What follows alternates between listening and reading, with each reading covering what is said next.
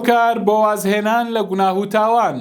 خاڵی 25ەم باوک و دوورخستنەوەی ڕۆڵەکانی لە گوناه و تاوان. پێویستە باوک هاوکار بێت لەوەی کەوا ماڵەکەی پاک کاتەوە لە هۆکارەکانی گوناه و تاوان. هەوڵدات ماڵەکەی گوناه و تاوانی لێ ئەنجام نەدرێت. ئەمەش بەوە دەبێت طبعاً واجبی باوک ئەوەیە کە ڕۆڵەکانی پەروەردە بکات لەسەر پەرستش و عیبادەتی خوای پەروەردگار. ڕۆڵەکانی وا لێ بکات کە دوور کەونەوە لە گوناه و لە تاوان.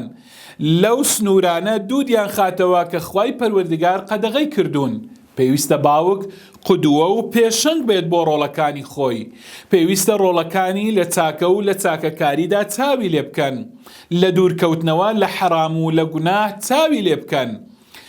پێویستە باوک خۆی کەڕوو بێدەنگ نەکات کاتێک کە منداڵەکانی دەبینێت خەریکی گوناه و تاوانن، بەڵکو پێویستە ئامۆژگاریان بکات و دەستیان بەسەر سەردابێنێت و ڕێگریان لێ بکات. جا ئەگەر باوک ئەمەی کرد، ئامۆژگاری کردن، ڕێگری لێکردن، پەروەردەی کردن لەسەر تاعەت و عیبادەت، ئەم کاتە ئەگەر منداڵەکانی هەر سوور بوون لەسەر گوناه و تاوان، ئەوە گوناهێک لەسەر باوک نامینێت، چونکە وەلا تەزیڕ وازیڕەة ویزرە ئوخرا. بەڵام لە یادمان نەچێت مەسئولیەت و بەرپرسیارەتی باوک بەرپرسیارەتێکی گەورەیە. كلكم راع وكلكم مسؤول عن رعيته فالرجل راع في أهله وهو مسؤول عن رعيته. كواتا باوك برپرسیارە لە ماڵەوە وەخوای پەروەردگار ڕۆژی قیامەت لەو بەرپرسیارەتە پرسیاری لێ دەکات. بەڵام وەکو خەڵک هەندێک خەڵک بە هەڵە تێگەیشتون لەو بەرپرسیارەتە.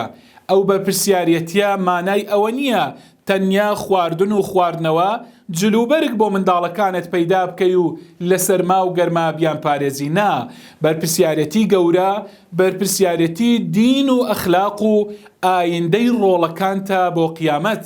چونکە وەکو لە ئەثەردا هاتووە ڕۆژی قیامەت کوڕێک دینن بیهاوێنە ناو ئاگرەوە.